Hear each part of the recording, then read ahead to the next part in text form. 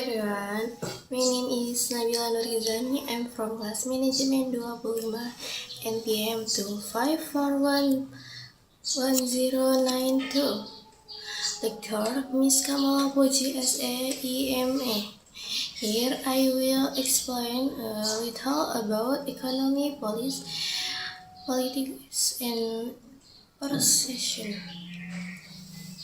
Selanjutnya, pengertian kebijakan ekonomi, serangkaian tindakan strategis oleh pemerintah atau bank sentral untuk mencapai tujuan ekonomi seperti stabilitas harga, kesempatan kerja penuh, dan pertumbuhan berkelanjutan berdasarkan Undang-Undang BI Nomor 23 Tahun 1997. Tujuan utama: kontrol inflasi, target BI 2-4%, kurangi pengangguran, dan tingkatkan ekspor. Ruang lingkup fiskal, Kemenko, monitor BI, dan mikro regulasi sektor. Sedikit contoh kebijakan BI, rate 6,25% tahun 2024 untuk mengendalikan inflasi pasca pandemi. Selanjutnya ada jenis-jenis kebijakan ekonomi fiskal ekspansif,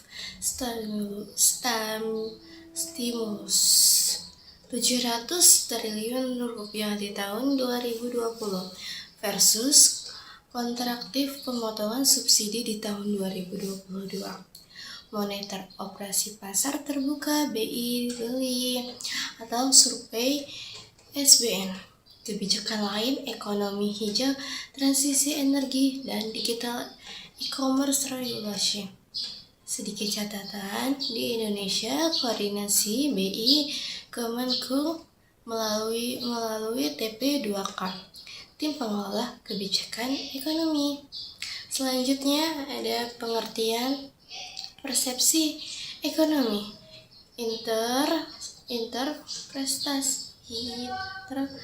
interpretasi subjektif individu atau masyarakat terhadap kondisi ekonomi dan memenuhi keputusan seperti belanja atau berinvestasi. Dari behavioral economic, perbedaan dengan realitis.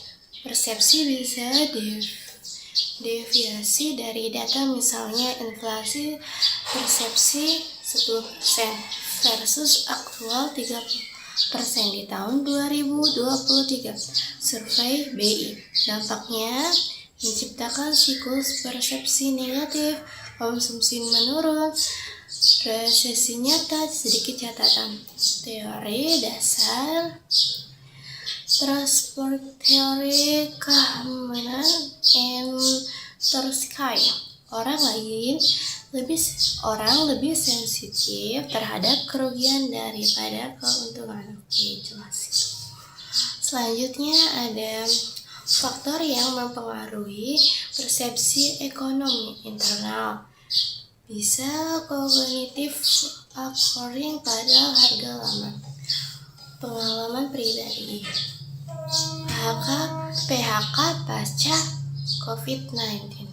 Eksternalnya ada media, TikTok atau Instagram hype inflasi, kebijakan komunikasi, proses reals BI, dan event pemilu 2024 tingkatkan optimis. Data terkini, indeks kepercayaan konsumen BI naik ke 127,5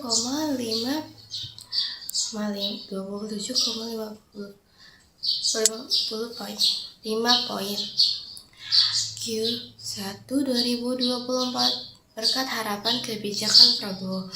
Catatan, di Indonesia survei BPS tunjukkan persepsi mempengaruhi harga pangan sembako. Selanjutnya ada kebijakan fiskal dan persepsi.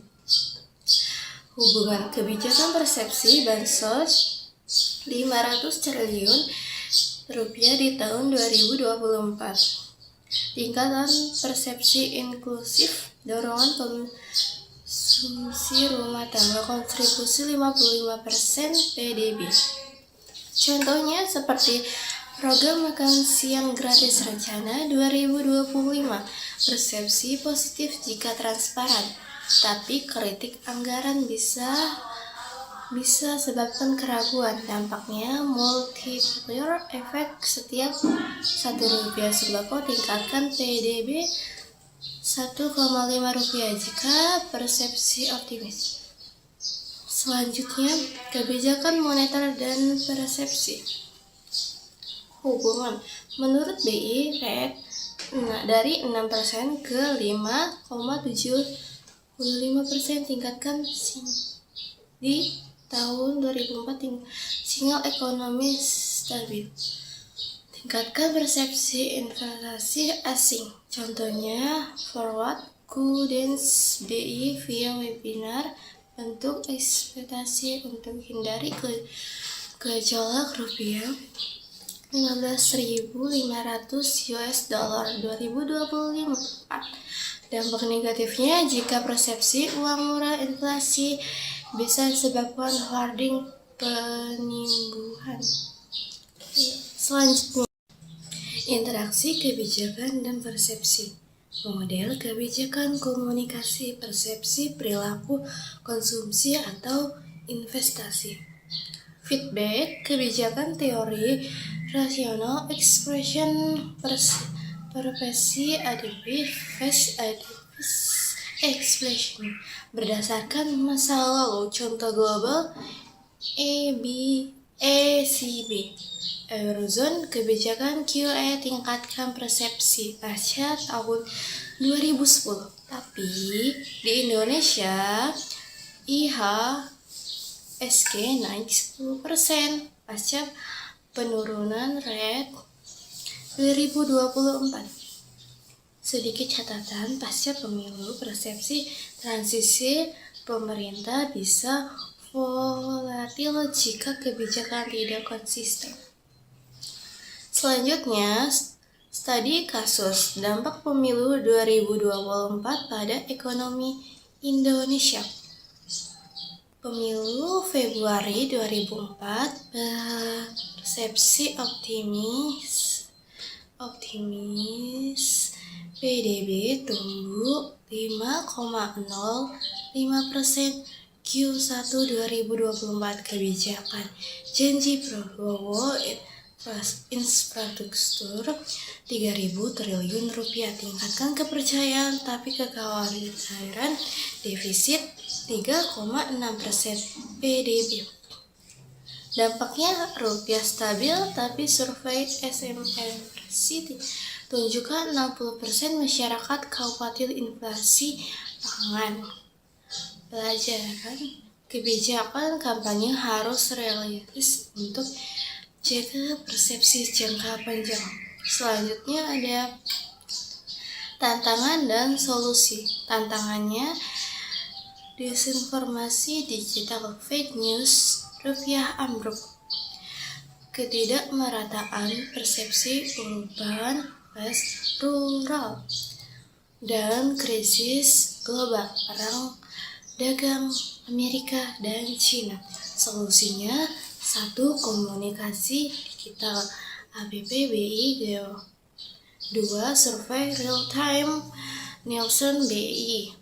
3. Kebijakan Nudnes behavioral seperti remedial pajak via SMS. 4. Kolaborasi dengan influencer untuk persepsi positif. Jadi kesimpulannya adalah kebijakan tanpa persepsi positif seperti mobil tanpa bensin, efektivitasnya rendah. Di Indonesia, sinergi ini kunci pertumbuhan 5-6% tahun.